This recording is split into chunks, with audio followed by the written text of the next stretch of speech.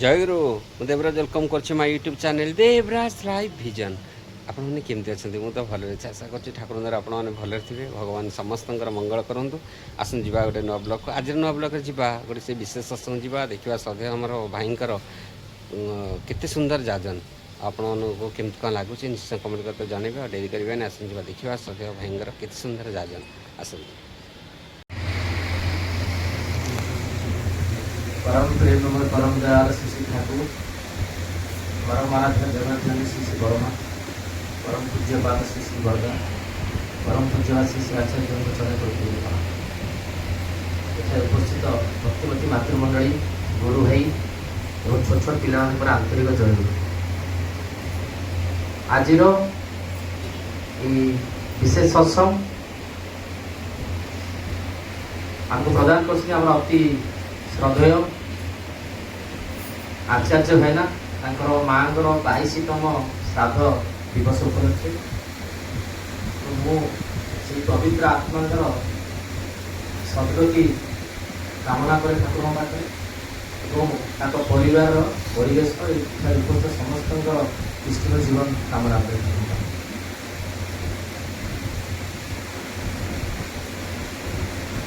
जेहेतु बड़ भाई अविनाश भाई बसते रिक्वेस्ट कली कहवाई कारण एत लोक समागम भाई राजी जी जहाँ बुद्धि ज्ञान से कहू चेष्टा करी ठाकुर कथा। आज 22 वर्ष पर भी जेबे ठारू आचार्य भाईना ठाकुर नाम नहीं ठाकुर को बुझी से आज पर्यंत सी यही दिवस ठाकुर सत्संग प्रदान कर अनेक जहाँ आमर विधान हिसाब से जहाँ करवा कथा ठाकुर को बात देले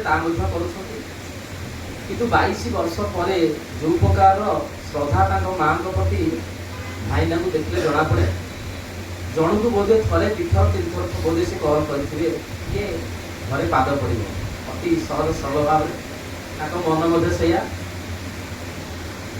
आज जो यही पवित्र दिन सत्संग आसर एवं तुमुल भजन कीर्तन हृदयस्पर्शी मु कहीं भावुनी आउ विधि आत्मा आम जो मंगल कामना करूँ सद गति कामना करूँ ताहा तो दिया ताहा तो हेकि अच्छी ही कारण जो दिन ठारू पुत्र ये परम पुरुष को जीवन ग्रहण कले विधान माथिकी चलवा आरंभ कले एवं सत्संग निवेदन कले से ही क्षण से ही समय काले से आत्मार गतिशील हो चली से जन्म नहीं आमको जना ना कौ जगार अच्छा जना ना किंतु आज जो ये भाइब्रेशन उद्देश्य दिया मोर विश्वास एवं ठाकुर आलोचना भितर जी जना ये जो भाइब्रेशन जो मंगल कामना उद्देश्य जो सत्संग निवेदन निश्चित भाव से आत्मा जन्म नहीं था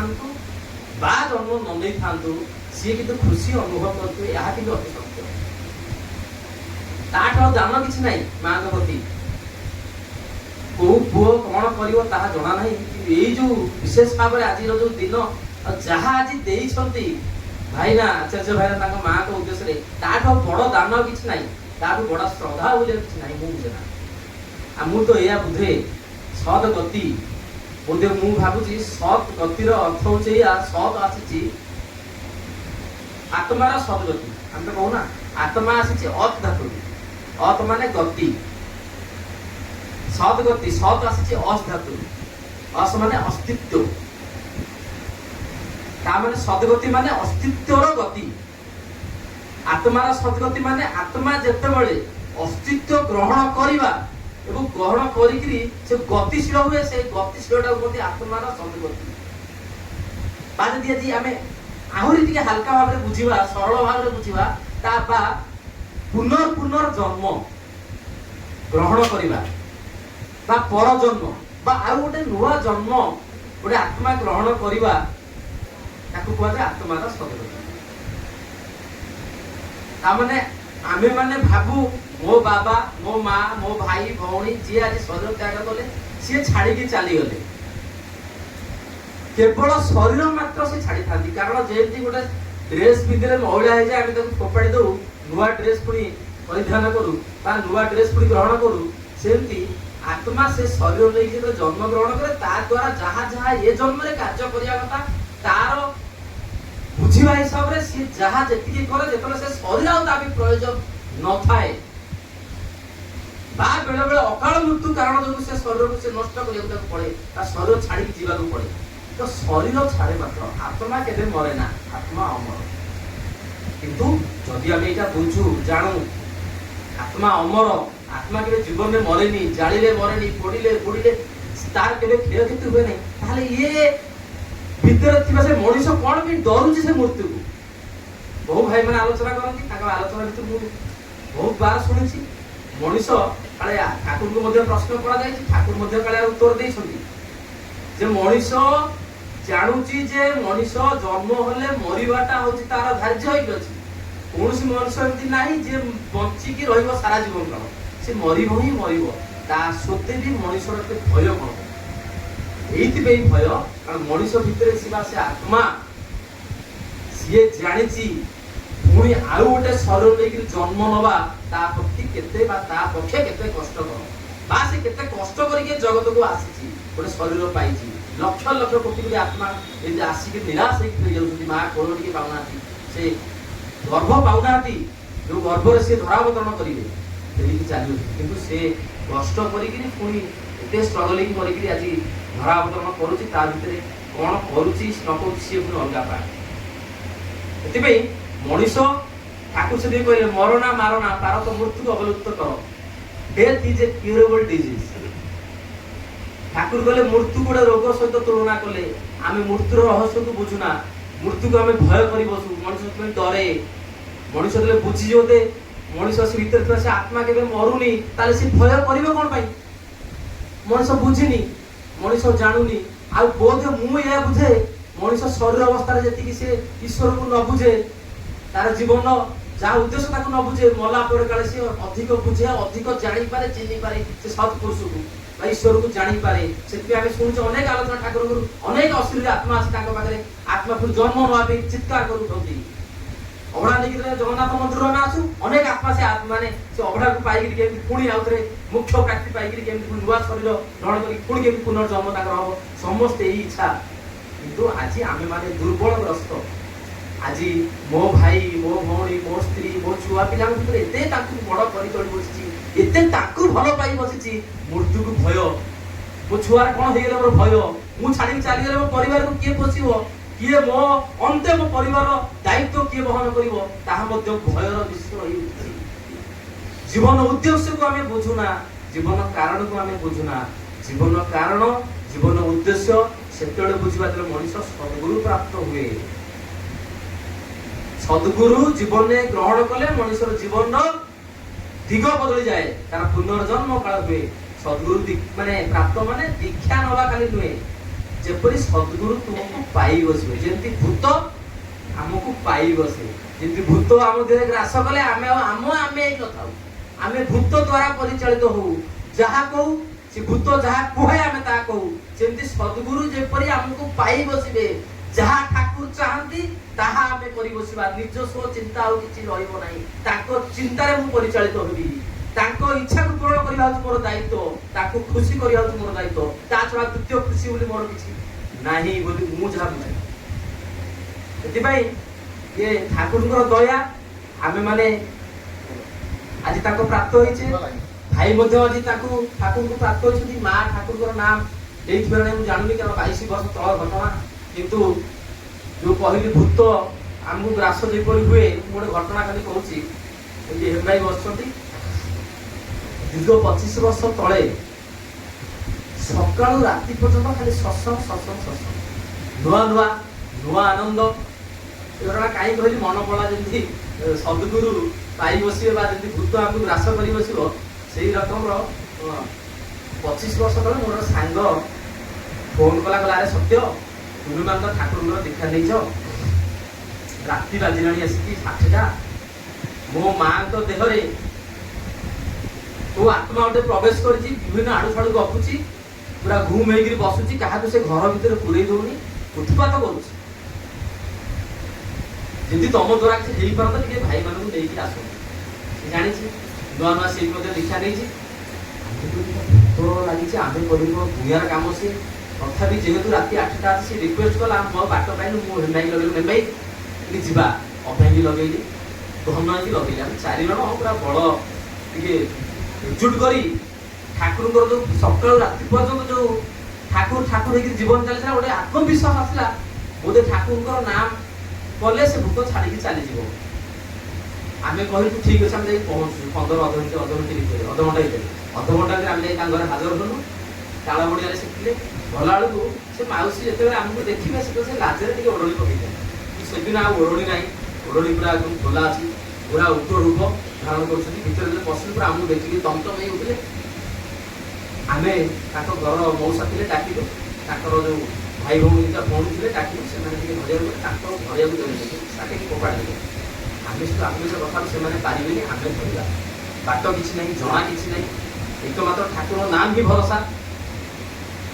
ମୋର ମନେ ପଡୁଛି ଏପଟେ ଅଭି ଭାଇ ସେପଟେ ଆଉ ଗୋଟେ କୋଉ ଭାଇ ଏମିତି ଧରିଥିଲେ ଇଏ ହେମ୍ଭାଇ ନା କଣ ଅଣ୍ଟାର ଉପରକୁ ଘନ ଭାଇ ପିଠି ପଟେ ଆମକୁ ନ କହିକି ଯାଇକି ନାମ କଲେ ଆଗକୁ ଗଲେ ମୁଁ ଆଗକୁ ଯିବି ଭୟ ଲାଗୁଛି। ଅଣ୍ଟାରେ ହାତ ଦେଲେ ଅଣ୍ଟା ଉପରକୁ ସିଏ କହୁଛି ମାନେ ସେ ମା କହୁଛନ୍ତି ସେ ଘନାଇ କେବେ ଦେଖିନାହାନ୍ତି ବୋଧେ କୁହନ୍ତୁ ରହରେ କପିଳେଶ୍ୱରିଆ ଯୋଉ ଅଣ୍ଟା ପଛପଟେ ମୋର ହାତ ମାରୁଛୁ ଖାଲି ଏଠୁ ଯାଅ ତମେ ବାଟରେ ତତେ ଏମିତି କରିବି ଜୀବନରେ ଏରିଆ ମାଡ଼ିବୁନି। ଏଇ କଥା ଶୁଣିକି ଘନା ପୁରା ଛୁଟି ପଡେ। ଦିନ କାଳ ଦେଖିନାହାନ୍ତି, ଆଲୋଚନା ନାହିଁ କି ମୋ ସାଙ୍ଗର ମା ତାଙ୍କୁ କେବେ ଦେଖିନାହାନ୍ତି। ସାଙ୍ଗେ ସାଙ୍ଗେ କପିଳେଶ୍ୱର ବାଟରେ ଇଏ ଭୟ କରିବେ ଆଉ ଗଲେନି। ତଥାପି ଯୋଉ ଉତ୍ପାତ ଦେଖିକି ସେମାନେ ଭୟ ଏ ପ୍ରକାର କଥା କଲେ ମୋ ସାଙ୍ଗଟି ଭୟ କରିଗଲା। ଝିଅ ସାଙ୍ଗ ସିଏ ନୂଆ ନୂଆ ଦୀକ୍ଷା ନେଇଛି, ସେ କହିଲା ଆଉ ଗୋଟେ ଆଙ୍କ ଦ୍ୱାରା କିଛି ହବନି, ଜାତୀୟ ଦ୍ୱାରା ରାତି ସାରା ବି ହଇରାଣ ହବ। ତ ଆମେ ଚିନ୍ତା କରିକି ଜୋର ଦର ଧରିଲୁ ଘନାଇ ସେ ଅଣ୍ଟା ପାଖରେ ଛାଡ଼ିଦେବ ଧର ଦି ହାତ ଧର ଆଗପଟେ ହେମ ଭାଇ କି ମୁଁ ମୋର ଆଉ ମନେ ପଡୁନି ଲକେଟ ଠାକୁରଙ୍କ ଧରିକି ଜବରଦସ୍ତି ଚିତ୍କାର କରୁଥାନ୍ତି ବଳ ଭୟ ଲକେଟ ନେଇକି ତ ତାଙ୍କ ସାମ୍ନାକୁ ଗଲୁ। ସେ ଲକେଟକୁ ଦେଖିଦେଲେ ଏତେ ଜୋର ଚିତ୍କାର କରି ବସିଲେ ଜଲ୍ଦି ତୁରନ୍ତ ଲକେଟକୁ ସାମ୍ନାରୁ ନେଇଯାଅ, ଏତେ ଜୋରରେ ଚିତ୍କାର କରି ବସିଲେ। ଜାଣି ଶୁଣିକି ହେମ ଭାଇ ପଚାରିଲେ କାଇଁ କାଇଁ ଲକେଟ ଦେଖିକି କଣ ତୁମର ହେଲା, କଣ କାଇଁ ତମେ କାଇଁ ଡରୁଛ ଲକେଟକୁ? ନା ତୁମେ ନେଇଯାଅ ମୁଁ ତାକୁ ଦେଖିକି ସହ୍ୟ କରିପାରୁ ନା କାହିଁକି? ତୁମେ କଣ ଜାଣିପାରୁନ ସିଏ ପୁରା ପରମାତ୍ମା। ଯୋଉଠି ସାଧାରଣ ଲୋକଙ୍କୁ ଏତେ ବୁଝେଇ ବୁଝା ପଡୁନି ଗୋଟେ ଭିତରେ ଥିବା ଆତ୍ମା ସିଏ ସେ ଲକେଟକୁ ଦେଖିକିରି କହୁଛି ସିଏ ହଉଛନ୍ତି ପରମାତ୍ମା, ମୋ ସାମ୍ନାରୁ ନେଇଯାଉ ଆଖିଟା ଜଳି ପଡିବ। କଥା କହିଲେ ଆମେ ଜାଣିଗଲୁ ବିଶ୍ୱାସ ହେଇଗଲା ନାଇଁ କାମ ହବ ଠିକ ଛାଡନ୍ତି କେହି ଜବରଦସ୍ତି ଧରାଗଲା। ଯେତେବେଳେ ଲକେଟା ନେଇକି ତାଙ୍କ ଆଖି ଆଗରେ ରଖିକି ମୁଣ୍ଡ ଦେହରେ କରିକି ନାମ କରାଗଲା ସେ ଘରୁ ଛାପି ଦେଇକି ଆମେ 4 ଜଣ ପୁରୁଷ ଲୋକ ଅବଶ୍ୟ ସ୍ତ୍ରୀ ଲୋକ ଟିକେ ତାକୁ ମାନେ ହେଲ୍ଥ ଅଛି 80-85 କେଜିରୁ କମ ହବନି ହେଭି ହେଲ୍ଥ। ବର୍ଷା ଦିନ ତାଳ ବୁଣିଆ ଲାଇଟ୍ ଅଛି, ବର୍ଷା ହେଇକି ବର୍ଷା ନଗଦ ଛାଡିଛି। ସିଏ ଆମ 4 ଜଣଙ୍କୁ ତା ଭିତରୁ ଭିଡ଼ିକି ଆଣିକି ଅଗଣାକୁ ନେଇ ଆସିଲେ ଏବଂ ଯେତେ ଜୋରରେ ନାମ କରିବାକୁ ଲାଗିଲେ ସେତେ ଜୋରରେ ବଳ ଲଗେଇକି ଆମ 4 ଜଣଙ୍କୁ ଫୋପାଡ଼ିକି ଦୌଡ଼ିବାକୁ ଲାଗିଲେ। ତାଙ୍କର ଗୋଟେ କାଠର ଗେଟ୍ ଲାଗିଥାଏ, ନୂଆ ଘର ହୋଇଥାଏ, ତାଳବଣିଆରେ ବିଶେଷ ଘର ସବୁ ହେଇଥାଏ, ସବୁ ଯାକ ପାଚେରୀ କରିକି ସେ ପାଚେରୀ ସବୁ ପାଣି ସବୁ ମୟ ହୋଇଥାଏ। ତାଳବଣି ଜାଣିଛ ଆପଣ ଯାଇଛନ୍ତି, ଏବେ ସବୁ ଘର ପଳେଇ ହେଇଗଲାଣି। ସେ ଆମକୁ 4 ଜଣଙ୍କୁ ଫୋପାଡ଼ି ଦେଇକି ଦୌଡ଼ିଲେ, ଆମେ ତାଙ୍କ ପଛରେ ଦୌଡୁଛୁ ଏବଂ ବିଶେଷ ଘର ନଥିବାରୁ ଲାଇଟ୍ କେବଳ ଘରେ ଘରେ ଯାହାର ବଲ୍ ଝୁଲୁଥାଏ, ବାହାର ସବୁ ଅନ୍ଧାର। ଆମେ ଦୌଡୁଛୁ। ସିଏ ବ୍ୟକ୍ତି 85 କେଜିର ବ୍ୟକ୍ତି ଏତେ ବଳ ଆସିଲା କୁଆଡୁ, ଯିଏ ଚାଲିବା କଷ୍ଟକର ତାଙ୍କ ପାଇଁ 1000 ମେଡିସିନ ଲାଗେ। ସିଏ ଆମ ମାନଙ୍କୁ ଫୋପାଡ଼ିକିରି ସିଏ ପାଚେରୀ ଡେଇଁକିରି 3-4ଟା ପାଚେରୀ ଡେଇଁକିରି 100 ମିଟର ଅତିକ୍ରମ କରିକି ଗୋଟେ ଧୁମ୍ କିନା ଗୋଟେ ଜାଗାରେ ପଡ଼ିଲେ ଏବଂ ସେ ପାଣିରେ ବୁଡ଼ିଗଲେ। ପାଣି ପୁରା একদম ଜଳମଗ୍ନ ହେଇଯାଇଛି। ଆମେ ଗଲୁ ତାକୁ ଟେକିକି ଆଣିଲୁ, ଟେକିକି ଆଣିକିରି ପୁଣି ଟିକେ ପାଣି ଫାଣି ଛିଞ୍ଚିକି ତାକୁ ପୁଣି ଟିକେ ନର୍ମାଲ ଅବସ୍ଥାକୁ ଆସିଲେ ଯେମିତି ସେ ଆମକୁ ଯୋଉ ପୂର୍ଣ୍ଣ ରୂପ ଦେଖୁଥିଲେ ଯେମିତି ଆମକୁ ତାଙ୍କର ଚେତନା ଫେରି ଆସିଲା। ପୁଣି ମୁଣ୍ଡ ଓଢ଼ଣୀ ପକେଇ ଦେଇକିରି କହିଲେ ସତ୍ୟ ତମେ କୁଆଡ଼େ ଆଇଛ? ସେହି ଦିନଠାରୁ ଆମ ମାନଙ୍କର ବିଶ୍ୱାସ ହେବାକୁ ଲାଗିଲା ଯେ ଠାକୁର କିଏ ସେ। ବୋଧ ଠାକୁରଙ୍କର କଥା ବଡ ଭାଇ ମାନଙ୍କ ଠାରୁ ଶୁଣିକି ଆମେ ଆଗଉଥିଲୁ, କିନ୍ତୁ ସେ ଏଇ ପ୍ରକାର ଇନସିଡେଣ୍ଟ ଗୋଟେ ଆମ ଜୀବନରେ ଆସିନଥିଲା। ଆମେ ସେତିକି ବିଲିଭ ଲେଭେଲଟା ହେଇନଥିଲା, ଆମେ ଶୁଣା କଥାରେ ଯାଉଥିଲୁ। ସେଇ ଦିନଠାରୁ ଗୋଟେ ଭିତରେ ଆତ୍ମବିଶ୍ୱାସ ଆସିଲା ଯେ ଆମେ କାହାକୁ ଜୀବନରେ ଅଜାଣତରେ ଧରିଥିଲୁ। କିନ୍ତୁ ଏହା ମଧ୍ୟ ଭାବୁ ଯେ କେତେ ଜନ୍ମର ପୁଣ୍ୟ ଫଳରେ ଆମେ ତାକୁ ପାଇଛୁ। ସହଜ କଥା ନୁହେଁ। ଯଦି ମା ବି ଆଚାର୍ଯ୍ୟ ମାନଙ୍କର ମା ବି ଯଦି ଠାକୁରଙ୍କର ନାମ ନ ନେଇଥାନ୍ତି ତାହେଲେ ମୁଁ ଶୁଣିଛି ସଦ୍ଗୁରୁଙ୍କୁ ଜୀବନରେ ଗ୍ରହଣ କଲେ 3 କୋଟି କୂଳ ଉଦ୍ଧାର ହୁଏ। କୋଉ ବାଟ ଦେଇ କେମିତି କରିକି ଠାକୁର ତାଙ୍କୁ ଆମ ଦ୍ୱାରା ଉଦ୍ଧାର କରି ନେଇଯାଆନ୍ତି। ଆମ ପୂର୍ବ ଆମ ପର ପିଢି ମାନଙ୍କୁ ଉଦ୍ଧାର କରିକି ଠାକୁର ନେଇକି ଚାଲି ଯାଆନ୍ତି, ସମୟରେ ସାରିଦେବେ।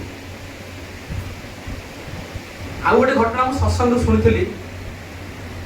ଠାକୁର ଦିନେ କହିଲେ ନନିଦାଙ୍କୁ, ଆରେ ନନି କାଲି ଜଣେ ଆସିବ ଦୀକ୍ଷା ନେବା ପାଇଁ, ବିଶେଷ ତା ସାଙ୍ଗେ ତାକୁ କିଛି ପଚାରିବୁନି, ଦୀକ୍ଷାଟି ଦେଇକିରି ପୁଣି ମୋ ପାଖକୁ ନେଇକି ଆସିବୁ। ଏ ଘଟଣାଟା ମୁଁ ସତ୍ସଙ୍ଗ ଶୁଣିଥିଲି। ସିଏ ଆଶ୍ଚର୍ଯ୍ୟ କଥା ହେବିନି, ଠାକୁର ଉତ୍ତର ଦେଲେ ଠିକ ଅଛି। ତା ପରଦିନ ଆସିକିରି ସେ ପହଞ୍ଚିଲେ, ଯିଏ ଦୀକ୍ଷା ନେବେ ପ୍ରଣାମ କଲେ। ଠାକୁର କହିଲେ ଆସିଗଲା, ଯା ଦୀକ୍ଷା ଦେଇ ଆସିବୁ। ଦୀକ୍ଷା ଦେଇ ମୋ ପାଖକୁ ନେଇକି ଆସିବୁ। ସିଏ ଗଲେ ଦୀକ୍ଷା ଦେଲେ। ଦୀକ୍ଷାରେ ଯେମିତି ଆମର ନାମପତ୍ର ସବୁ ଯାହା ଦାଖଲ କରୁଛେ, କୋଉ ଏରିଆ କ'ଣ ସବୁ ସବୁ ଦାଖଲ ହେଲା। ଦୀକ୍ଷା ଦେଲେ। ଦୀକ୍ଷା ଦେଇକି ନନିଦା ଆଗେ ଆଗେ ଛୁଟିଛନ୍ତି। ଠାକୁରଙ୍କୁ ଦର୍ଶନ ପାଇଁ ଯୋଉ ବ୍ୟକ୍ତି ଜଣକ ଦୀକ୍ଷା ନେଲେ ତାକୁ କହିଲେ ଆସନ୍ତୁ ଠାକୁରଙ୍କୁ ଦର୍ଶନ କରିବା। ଠାକୁର ଯାହା କହିବେ ତାପରେ ପୁଣି ପରବର୍ତ୍ତୀ ଆପଣ ଯାହା କରିବା କଥା କରିବେ। ଏମିତି କିଛି ବାଟ ଆଗେଇକି ଆସିଲା ପଛକୁ ଅନେଇଲା ବେଳକୁ ଯୋଉ ବ୍ୟକ୍ତି ଜଣକ ଦୀକ୍ଷା ନେଇଗଲେ ସିଏ ଆଉ ନାହାନ୍ତି। ଖୋଜା ଖୋଜି କଲେ ଆଶ୍ରମ ସାରା କୁଆଡେ ଗଲେ ଦେଖିଲା ବେଳକୁ ଆଉ ନାହାନ୍ତି। ସିଏ ଠାକୁର କହିଛନ୍ତି ନେଇକି ଆସିବା ପାଇଁ, ସେ ବ୍ୟକ୍ତି ଜଣକ ମୋର ଅସାବଧାନ ଯୋଗୁ ସେ କୁଆଡେ ଚାଲିଗଲେ। ମୁଁ କି ଉତ୍ତର ଦେବି ଠାକୁରଙ୍କୁ? କିନ୍ତୁ ଅନେକ ସମୟ ଖୋଜାଖୋଜି କଲା ପରେ ନ ମିଳିଲେ ଠାକୁରଙ୍କୁ ଆସିକି ଜଣେଇଲେ, ଠାକୁର କ୍ଷମା କରିବେ, ଆପଣ କହିଥିଲେ ମୁଁ କିନ୍ତୁ ଦାୟିତ୍ୱ ନେଇପାରିଲି ନାହିଁ। ମୁଁ ଆସୁଥିଲି ହଠାତ୍ କୁଆଡେ ତାକୁ ପାଉନି, ଆଶ୍ରମ ସାରା ଖୋଜିଲି। ଠାକୁର ତୁ କ'ଣ କଲୁ? କହିଥିଲି ତାକୁ ନେଇକିରି ଆସିବୁ। ଯା ତ ଗଲାଣି, ତାକୁ ଗୋଟେ କାମ କର, ଯୋଉ ଦୀକ୍ଷା ପତ୍ର ଅଛି ତା ଦେହରେ ଦେଖିକି ସେ ଆଡ୍ରେସଟା ବୁଝାବୁଝି କରି ତାକୁ ନେଇକି ଆସ ମୋ ପାଖକୁ। ସିଏ ଦେଖିଲେ ଦୀକ୍ଷା କରିଲା ବେଳକୁ ସେ କୋଲକାତାର କୋଉ ଗାଁର ଗୋଟେ ତାଙ୍କ ସାଙ୍ଗେ ସାଙ୍ଗେ ନନିଦା ବାହାରିଲେ। ଯାଇକି ପଚରା ଉଚରା କରି ପହଞ୍ଚିଲା ପରେ ପଚରା ଉଚରା କରି ସେ ଗାଁରେ ମଧ୍ୟ ପହଞ୍ଚିଲେ। ଗାଁରେ ଗଲେ ଗୋଟେ କୂଅରେ ଜଣେ ପାଣି କାଢୁଛି। ସେ ଲେଡିଜ ଜଣକୁ କହିଲେ ଅମୁକ ନାମକ ଜଣ ବ୍ୟକ୍ତି, ସିଏ ମୋ ସହିତ କାଲି ଦେଖା ହେଇଥିଲେ। ମୁଁ ଦେଖା ହେଲା ପରେ ତାଙ୍କ ସହିତ ବିଶେଷ ଭାବରେ ଆଲୋଚନା କିଛି ଥିଲା, କିନ୍ତୁ ନ କହିକି ଚାଲି ଆସିଛନ୍ତି। ମତେ ଟିକେ ତାଙ୍କ ଘର ଦେଖିକି ସିଏ ଲେଡିଜ ଜଣକ ଯୋଉ ଗରାରୁ ପାଣି କାଢୁଥିଲେ ସେ ଗରାକୁ ଫୋପାଡ଼ି ଦେଇକି ସେ ଦୌଡ଼ିଲେ। ଭୁଲ ହେଇଲା, ଯାହା ତ ହେଇଥିଲା ଗାଁ ତ ଠିକ ଅଛି, କିନ୍ତୁ ତାଙ୍କ ଗାଁର ଜଣ ଲେଡିଜ କି ପଚାରିଲି ସିଏ କାହିଁ ଫୋପାଡ଼ି ଦେଇ ଚାଲିଗଲେ, ବୁଝିପାରିଲେନି। ସିଏ ଯାଇକି କିଛି ତାଙ୍କ ଭିତରେ ଥିବା ଜଣେ ମୁଖିଆ ତାଙ୍କ ଗାଁର, ତାଙ୍କୁ ପଚାରିଲେ ଅମୁକ ବ୍ୟକ୍ତି, ତାଙ୍କ ନାଁ ଏଇଆ, ମୁଁ ତାଙ୍କର ଆଡ୍ରେସ ଜାଣିଲି ଯେ ଏଇ ଗାଁରେ। ମୁଁ ଆସିକି ଜଣେ ସ୍ତ୍ରୀ ଲୋକଙ୍କୁ ପଚାରିଲି, ସିଏ କଥା ଶୁଣିକି ଗରା ଫୋପାଡ଼ି ଦେଇକି ଚାଲିଗଲେ। ଆପଣ ଟିକେ କହିପାରିବେ କାହିଁକି ଫୋପାଡ଼ି ଦେଇକି ଚାଲିଗଲେ, ତାଙ୍କ ଘରଟା କୋଉଠି? ଆପଣ ଯାହାଙ୍କ କଥା ଆପଣ ପଚାରୁଛନ୍ତି ସେ ବ୍ୟକ୍ତି 6 ମାସ ପୂର୍ବରୁ ମରିଗଲେ। ଆପଣ ଯାହାକୁ ପଚାରିଲେ ସିଏ ହଉଛନ୍ତି ତାଙ୍କର ସହଧର୍ମୀ। ସେଥିପାଇଁ ବୋଧେ ସେ ଶୁଣିକି ଆପଣଙ୍କ କଥା ଭୟଭୀତ ହୋଇ ଫୋପାଡ଼ି ଦେଇ ଚାଲିଯାଇଛି। ଏ ଯାଆ ତାଙ୍କ ଘରେ ଗଲା ବେଳକୁ ଲୁଗା ପିଛନ୍ତି, ତାଙ୍କ ଘରେ ଦେଖିଲେ ଜାଣିଲେ ସତ କଥା। ସେଇଠୁ ବୁଝିପାରିଲେ ଯେ ଠାକୁରଙ୍କର ନାମ ନ ନେଇଥିବା ବ୍ୟକ୍ତି, ତାଙ୍କର ଶରୀର ନଥାଇକି ମଧ୍ୟ ଯଦି ଇଚ୍ଛା ଶକ୍ତି ହୁଏ ବା ତାଙ୍କ ପରିବାର ଇଚ୍ଛା ଶକ୍ତି ଥାଏ ବା ପରିବାର ନିଷ୍ଠା ଥାଏ, ତାହେଲେ ଠାକୁର ଦୟା କରିକିରି ତା ଅଶରୀର ଅବସ୍ଥାରେ ମଧ୍ୟ ତାକୁ ନାମ ଦେଇପାରନ୍ତି। ଯଦି ଆଚାର୍ଯ୍ୟ ଭାଇନାଙ୍କର ମା ଦୀକ୍ଷା ନେଇଛନ୍ତି ନ ନେଇଛନ୍ତି, କିନ୍ତୁ ଭାଇଙ୍କର ଯୋଉ ନିଷ୍ଠା, ଯୋଉ ଭଲ ପାଇବା, ଯୋଉ ଠାକୁରଙ୍କ ପ୍ରତି ଶ୍ରଦ୍ଧା, ଭଲ ପାଇବା, ମାଙ୍କ ପ୍ରତି ଶ୍ରଦ୍ଧା, ଆଜି ନିଶ୍ଚିତ ଭାବରେ ସେଇ ଆତ୍ମାକୁ ଆଜି ଗତିଶୀଳ କରିପାରିବ।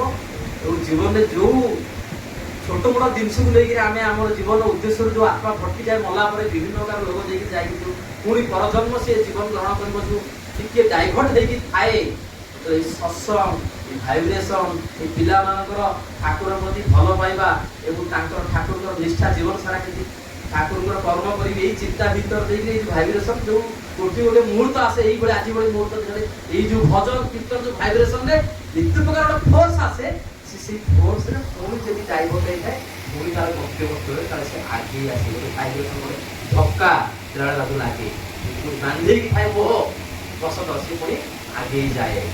ଶେଷ ଘଟଣା କହିକିରି ଶେଷ କରିବି। ମୁଁ କ'ଣ ଠିଆ ହେଇଲି କ'ଣ କହିଲି ତା ମଧ୍ୟ ମୁଁ ଜାଣିନି, ଆପଣମାନଙ୍କୁ କେତେ ଭିଡ଼ିଓ ପଠେଇଛି ତା ମଧ୍ୟ ମୁଁ ଜାଣିନି, କିନ୍ତୁ ଏତିକି ଜାଣେ ପରମ ପୁରୁଷ ଶରୀର ଥିଲାବେଳେ ଆମର ଦାୟିତ୍ୱ ନିଅନ୍ତି, ଶରୀର ଛାଡ଼ିକି ଗଲା ପରେ ମଧ୍ୟ ଦାୟିତ୍ୱ ନିଅନ୍ତି। ଯେଉଁ ଚିନ୍ତା ନେଇକି ଆଜି ପରିବାର ଚିନ୍ତା କରିକି ଆମେ ଆଜି ଡରି ଉଠୁଛେ ମୃତ୍ୟୁର ଭୟରେ, ଯଦି ତାଙ୍କ କର୍ମ କରେ, ତାଙ୍କ ଚିନ୍ତା କରେ, ତାଙ୍କୁ ସର୍ବସ୍ୱ ଭାବିକି ଚାଲେ, ଆଉ ଦ୍ୱିତୀୟ ମୋର ଚିନ୍ତା କିଛି ନାହିଁ, ଯେଉଁ ପରିବାର ପାଇଛି ତାଙ୍କ ପ୍ରତି ଯାହା କର୍ତ୍ତବ୍ୟ କରା ତାହା କରିବି, କିନ୍ତୁ ମୋର ପରମ କର୍ମ ପରମ ତପ ହେଉଛନ୍ତି ମୋର ସିଏ, ଯାହା ମୋର ଜୀବନ ତାଙ୍କୁ ଖୁସି କରିବାକୁ ମୋର ଏକମାତ୍ର ଲକ୍ଷ୍ୟ ହେଉଛେ, ତାହେଲେ ମୋର ଅନ୍ତେ ମଧ୍ୟ ମୋ ପରିବାରର ଦାୟିତ୍ୱ ସିଏ ବହନ କରନ୍ତି। ଆମେ ବୁଝିପାରିବାନି ସାଧାରଣ ଗୋଟେ ଘଟଣା କହୁଛି, କିନ୍ତୁ ଠାକୁରଙ୍କ କଥା ମାନିବାକୁ ପଡ଼ିବ, ଠାକୁର ଯାହା କହିଛନ୍ତି କରିବାକୁ ପଡ଼ିବ। ଠାକୁର ଚାହିଁକି ତାଙ୍କ ପରିବାରର ଲୋକଙ୍କୁ ମଧ୍ୟ ବଞ୍ଚେଇ ଦେଇ ପାରିନାହାନ୍ତି, କାରଣ ବିଧି ହେଉଛି ଭାରି କଠୋର। ବିଧିକି ଯିଏ ଅବମାନନା କରିକି ଚାଲିବ, ବ୍ୟାଧି ତା ପାଖରେ ଆସିକି ପହଞ୍ଚିବ, ବ୍ୟାଧିକି ତାକୁ ଠୋକର ଦେବ। ମଣିଷ ସେ ବିଧିଟାକୁ ମାନିକିରି ଚାଲେ, ପ୍ରକୃତି ତାକୁ ସହାୟକ ହୁଏ। ଗୋଟେ ଘଟଣା କହୁଛି, ବାଦଲ ତାଙ୍କର ଗୋଟେ ସମୟ ହେଇଗଲାଣି, ଗୋଟେ ମିନିଟ୍ ଭିତରେ 2 ମିନିଟ୍ ଭିତରେ ସରିବ ଘଟଣା। ବାଦଲ ତାଙ୍କର ଝିଅଙ୍କର ଦେହ ଖରାପ, 1949 ମସିହାର କଥା, ଦେଓଘରେ ଠାକୁର ଥାନ୍ତି। ବାଦଲ ତାଙ୍କ ଝିଅକୁ ଟାଇଫଏଡ୍, ଆଡ଼େ ମମି ତାଙ୍କ ସ୍ତ୍ରୀକି ଟାଇଫଏଡ୍, 2 ଜଣଙ୍କୁ ଟାଇଫଏଡ୍। ଏ ଘଟଣା ଅନେକ ଭାଇ ପୁରୁଣା ଭାଇମାନେ ଜାଣିଥିଲେ, ଅନେକ ଅଛନ୍ତି କହିଲେ ତ ଭିଡ଼ିଓ ସ୍ପଷ୍ଟ ହେଇପାରେ। 2 ଜଣଙ୍କୁ ଟାଇଫଏଡ୍ ହେଇଛି, ଆଉ ସେଥିରେ ଯେଉଁ ଟାଇଫଏଡ୍ ହେଉଥିଲା ଏ ନର୍ମାଲ ଟାଇଫଏଡ୍, ମାରାତ୍ମକ ଟାଇଫଏଡ୍। ସବୁ ମାନେ ଲୋକଟା ମରିବା ହେଉଛି 99%, ବଞ୍ଚିବା ହେଉଛି 1%। ଯେତେବେଳେ ଅତ୍ୟଧିକ ଦେହ ଅସୁସ୍ଥ ହେଲା, କୌଣସି ମେଡିସିନ ଖାଇ କାମ କଲା ନାହିଁ, ସେତେବେଳେ ଠାକୁରଙ୍କ କାନକୁ କଥା ଆସିଲା। ଠାକୁର ନିଜ ହାତରେ ମେଡିସିନ ତିଆରି କରିଦେଲେ। ପ୍ୟାରି ଯାକୁ ଡାକିଲେ, କହିଲେ ପ୍ୟାରି ନିଜେ ନବୁ, ନାଁ ଲେଖିଦେବୁ, ଏଇଟା ହଉଛି ନନି ସ୍ତ୍ରୀର, ଏଇଟା ହଉଛି ବାଦଲ ଝିଅର।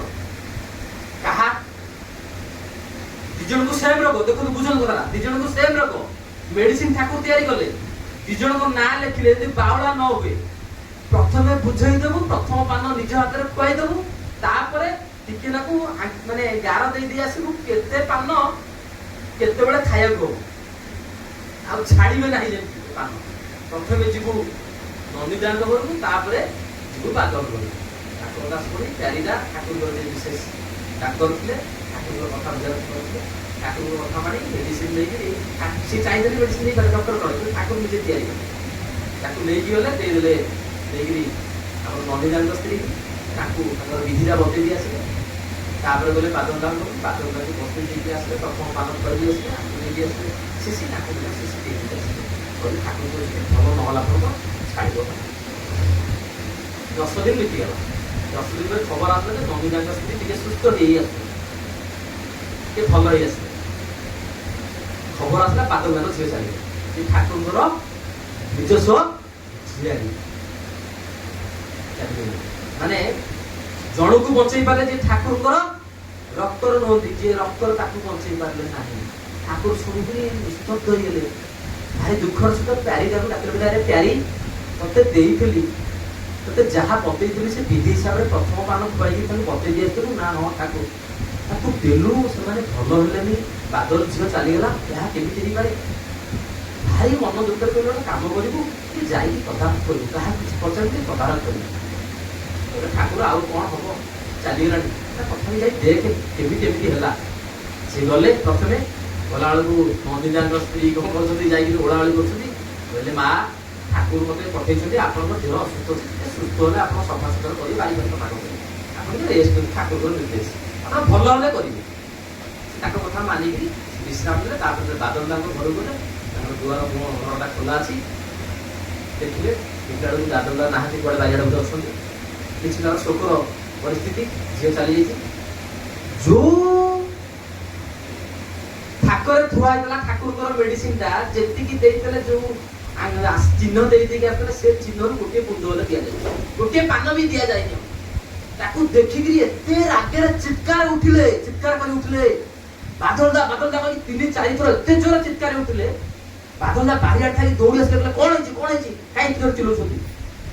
ନା ଠାକୁର ଯୋଉ ମେଡିସିନ ଦେଇଥିଲେ ଆପଣ କଣ ପାଇଁ ଦେଇନାହାନ୍ତି ଝିଅକୁ? ନା ଯାହା ମେଡିସିନ ଦବାର କଥା ତ ଦିଆ ହେଇଛି।